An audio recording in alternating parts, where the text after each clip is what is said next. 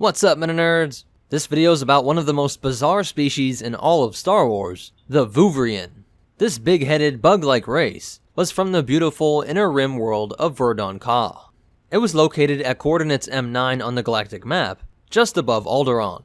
This world was full of lush jungles and picturesque moss-covered architecture in an environment that didn't have a lot of predators or disease, which many believe led to the Vuvrians' very calm and pleasant demeanor. But I believe that the idyllic state that we find them in couldn't have been a constant throughout the history of this species, not just because it is very difficult for your species to survive when you aren't willing to violently defend your life, but also because of the way that their nervous system and sense organs develop. This bulbous head contained 12 eyes, and if we look at our 8-eyed creatures from Earth, biologists have determined that pairs of these eyes do different things, with some focusing on prey, and peripheral sets being better at picking up threats from animals that are trying to eat it.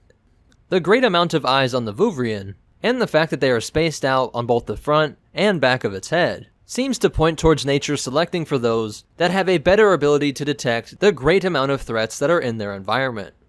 Additional proof is the insane amount of information that is picked up via these long antennas, and their incredibly sensitive skin. Hair on many animals allow them to detect pressure changes and sense when other animals are around them. Similarly, the skin cells that cover the Vuvrian were all so sensitive that they could pick up the vibrations created in the air by even the movements of tiny bugs. So you can see how the Vuvrian biology is specially attuned to detect predators, something that doesn't seem like it would develop in a perfectly safe little world where predators are unheard of.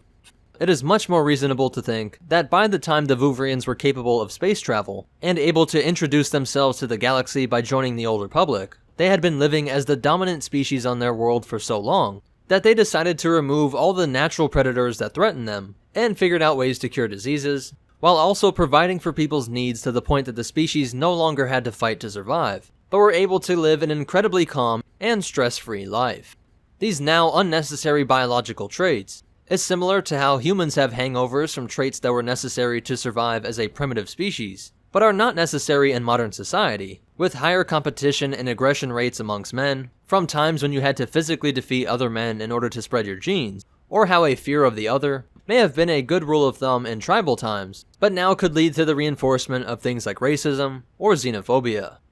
Similarly, many futurists debate whether the human species will enter into a nihilistic dystopia when nobody has to fight for anything, and life is so easy that it becomes meaningless, even if it is devoid of any physical threats or needs, while others hope that people will become like the Vuvrians, being a pleasant, happy-go-lucky race.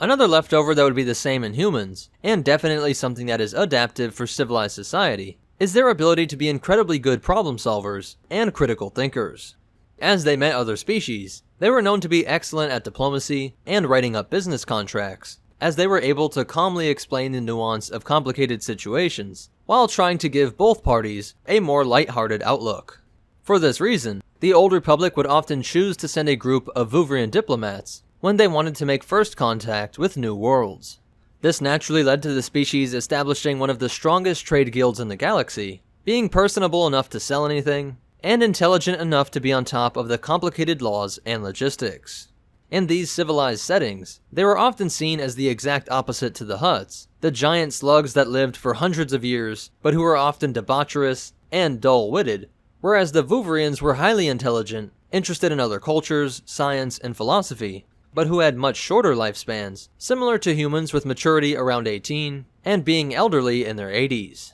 And while they excelled in the cognitive tasks, they certainly were not a physically impressive species, and though some were known to be police officers, with their 360-degree vision giving them an excellent understanding of their surroundings, they almost certainly had to be paired up with partners, and were never used as soldiers. They never joined any militaries, because they received so much tactile stimulation via their skin, that even distant explosions could set their nervous system ablaze, let alone the intense level of shock that could occur if they suffered even minor damage, and just imagine what they could be put through when they were caught and tortured.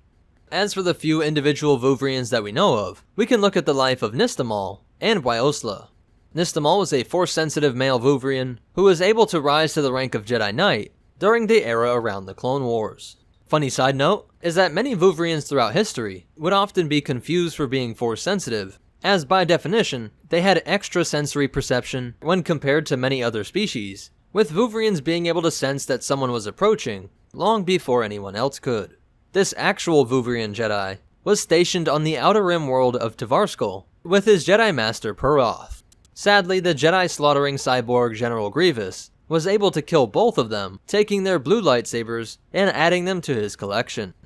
Then there was Wioslea, the female speeder merchant located in Mos Eisley. With her, we can see evidence of what some Vuvrians worried about living in harsh environments like Hoth and Tatooine, is that their heads became incredibly wrinkled. She would end up buying Luke's X-34 landspeeder, slightly ripping him off so that she could resell it to the company Spaceport Speeders, in order to pay off her debt to Jabba the Hutt. She was known to be highly intelligent, speaking over 7 languages, but who also had a bad gambling habit, which must have been crushingly humiliating, knowing that she was in debt to a creature like Jabba. So that's it for their history, but you definitely want to hear these cool facts and behind the scenes stuff. There was a cut conversation in which Obi-Wan, Luke, and Wioslea were going to negotiate over the price of the landspeeder, and it made its first appearance in the novel A New Hope, but this species was expanded upon in Galaxy Guide 7, Mos Eisley, and the Ultimate Alien Anthology. Also, I just wanted to point out, Alex Guinness was noted as saying that Star Wars was fairy tale rubbish, and I just had to show you guys this amazing picture of him next to Wioslea, looking like he wanted to kill the agent that roped him into this silly space opera. So that's it for the Vuvrian species, but most important of all, remember, it might not look like it, but these are one of the most sensual beings in the galaxy, and the Force will be with you,